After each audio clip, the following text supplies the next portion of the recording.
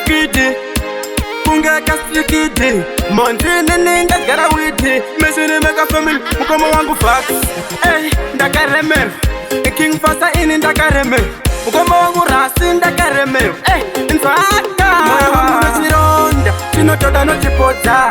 Upenyu wangu vanokonyongodza Veu kama vacho vanoshoropodza Vanoda kuti ini ndife ndichikorokosa Chironda chinotoda nochipodza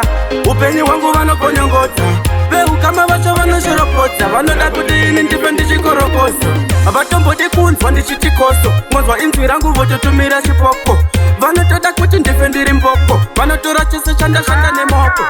Manje gore rino ndozviramba nada Ndoda kwenda kumusore koko kuna jaja Mwari daima ndionesa upane lada Ndiko gadzirisa pese pana moyo wangu nochironda Chinotoda nochipodza Upenyu wangu vanokonyongodza Veu kama vacho vanoshoropodza Vanoda kuti ini ndife ndichikorokosa Chironda chinotoda nochipodza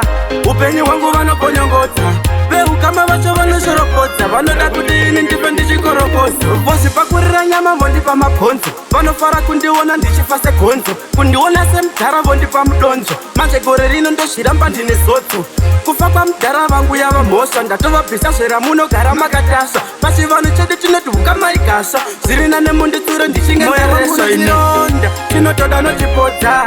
Upenyu wangu vanokonyongodza Veu kama vacho vanoshoropodza Vanoda kuti ini ndife ndichikorokosa Chironda chinotoda nochipodza Upenyu wangu vanokonyongodza Veu kama vacho vanoshoropodza Vanoda kuti ini ndife ndichikorokosa Vatombodi kunzwa ndichitikoso Mwanzwa inzwi rangu vototumira chipoko Vanotoda kuti ndife ndiri mboko Vanotora chese chandashanda nemoko